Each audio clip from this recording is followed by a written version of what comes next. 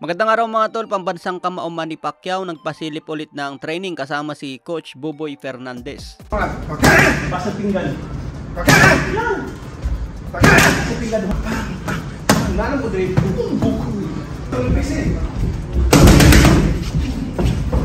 Oh. Let's go. Makulit piti.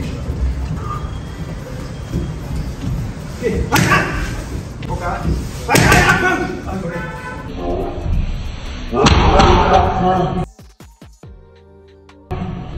Matinding paghahanda nga po ang ginagawa ngayon ni Pacman. Kahit turning 45 na ang edad, mabilis pa rin ang kamao. Iba talaga ang legend mga tol, parang si Floyd Mayweather lang, kahit may edad na fit pa rin ang katawan. Hindi katulad sa ibang boksingero ngayon na kahit aktibo, tumataba kung walang laban. Kaya antayin po natin kung sino ang matinding pinaghahandaan ngayon ni Pacman.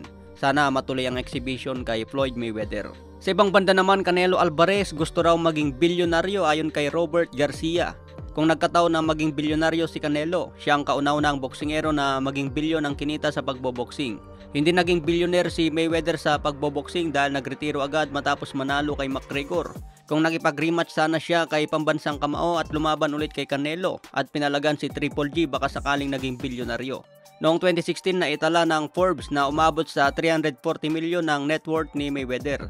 Samantala si Pacman noong 2019 na itala ng Forbes na umabot sa $26 million. Si Canelo Alvarez naman naulat ng Forbes ngayong 2023. Number 5 si Canelo Alvarez sa highest paid athlete. Number 4 si LeBron James at number 1 si Cristiano Ronaldo. Ang tanong ngayon mga tol, magagawa ba ni Canelo na maging bilyonaryo bilang highest paid athlete? Kung isama ang business mga tol, sigurado maging bilyonaryo si Canelo. Katulad kay Floyd Mayweather, dahil sa mga business at investment niya, inamin ni Floyd na isa na siyang bilyonaryo sa ngayon. Kaya kung magpatuloy pa si Canelo at mapalaban sa mga kilalang boksingero, siguradong walang pupuntahan kundi maging bilyonaryo katulad ni Mayweather. Sa ulat ng Forbes kasi mga tol, hindi pa sinasama dyan yung mga investment. Kumbaga yan lang yung kinita nila sa pagboboksing. Maraming laban pang nag-aabang kay Canelo kaya milyon pa ang kikitain. Sa ibang banda naman, the monster na Oya Inoue, siguradong undisputed agad ang inaasahan.